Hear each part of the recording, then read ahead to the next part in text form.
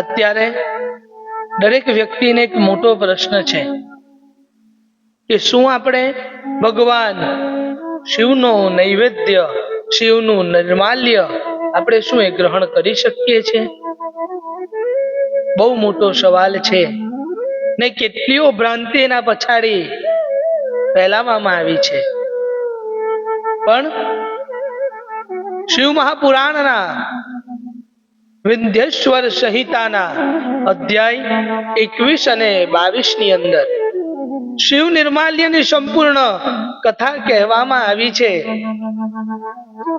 કે આપણે શિવનું નૈવેદ્ય ગ્રહણ કરવું જોઈએ કે ના કરવું જોઈએ, એની સંપૂર્ણ કથા કહેવામાં આવી છે.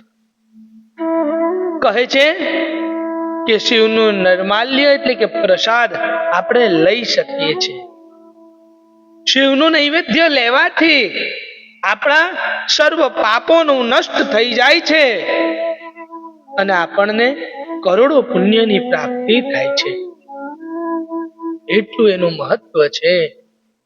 પણ જરૂરી એ પણ છે કે આપણે ક્યાંનો પ્રસાદ લઈએ છીએ. શિવ મહાપુરાણમાં કહે છે કે શિવ પ્રસાદ લેવા માટેના પણ કેટલાક નિયમો છે. કેટલીક જગ્યાનો પ્રસાદ આપણે લઈ શકીએ છીએ, કેટલીક જગ્યાનો નથી લઈ શકતા.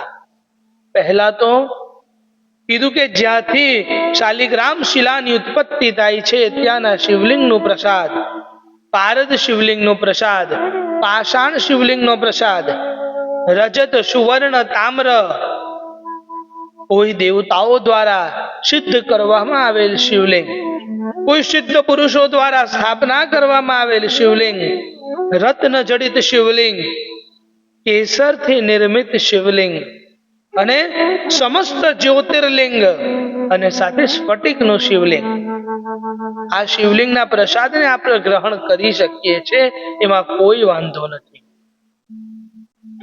અને આ શિવલિંગનું પ્રસાદ લેવાથી આપણને સંપૂર્ણ ચંદ્રાયણ વ્રત કરવાનું પુણ્ય મળે છે.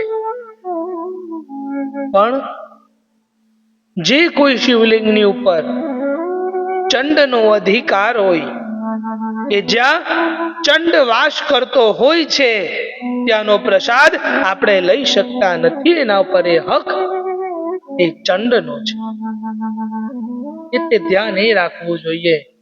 શિવનું પ્રસાદ તો ગ્રહણ કરી શકાય છે, પણ જો ચંડ એ મંદિરમાં વસતો હોય તો ત્યાંનો પ્રસાદ ન લેવો, એ પાપકારક કહ્યું છે. અને જો આપણે શિવલિંગની વિધિવત પૂજન કરીએ છીએ અને પછી મહાદેવના અર્પણ કરેલા જળનું જો આપણે આચમન કરીએ છીએ તો આપણા કાયિક, વાચિક, માનસિક આ ત્રણેય પ્રકારના પાપોમાંથી આપણને મુક્તિ મળી જાય છે.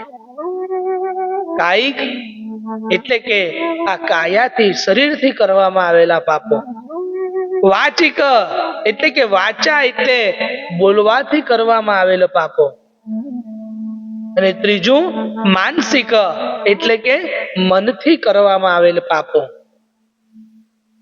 શિવના અર્પણ કરેલા જળનું આચમન કરવાથી આ ત્રણેય પાપોમાંથી મુક્તિ મળે છે. એટલું મહત્વ છે, પણ એના ઉપર ચંડનો અધિકાર ના હોવો જોઈએ. અને કહે છે શિવ મહાપુરાણની અંદર કે શિવલિંગને સ્પર્શ કરેલી વસ્તુ કરતા શિવલિંગને દૂરથી મૂકેલી વસ્તુ જે શિવલિંગને સ્પર્શ નથી થઈ એ વધારે પવિત્ર માનવામાં આવે છે. આ શિવ મહાપુરાણની વાત છે. એટલે આપણે સરળતાથી શિવલિંગનો પ્રસાદ ગ્રહણ કરી શકીએ છીએ. કયા શિવલિંગનો કરવો જોઈએ તો અગાડી તમને જણાવવામાં આવ્યું છે. એટલે કોઈ પણ ભ્રાંતિ વગર સમસ્ત જ્યોતિર્લિંગ છે, પ્રતિષ્ઠિત શિવલિંગ છે, એમનું આપણે સરળતાથી પ્રસાદ ગ્રહણ કરી શકીએ છીએ. એમાં કોઈ પાપ લાગતો નથી.